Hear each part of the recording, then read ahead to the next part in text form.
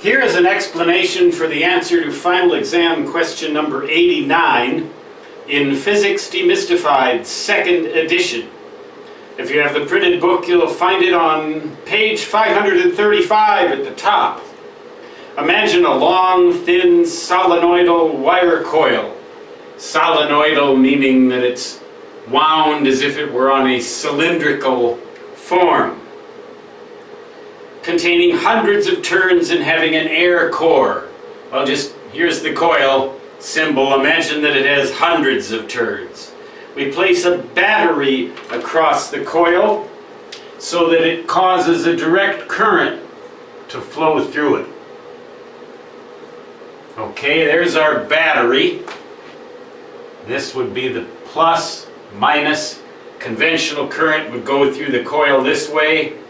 Electrons would go that way, but it would be a direct current that we would flow through the coil. What we have here basically is an air core electromagnet.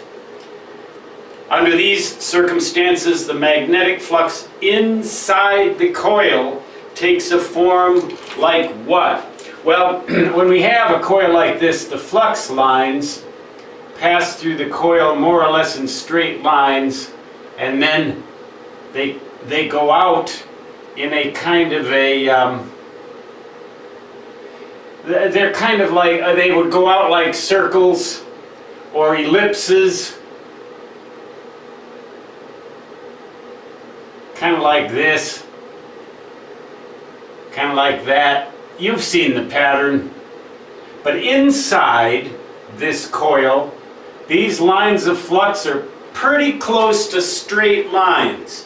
They're pretty close to straight lines, and they run just about parallel to the axis of the coil, the axis being right along there.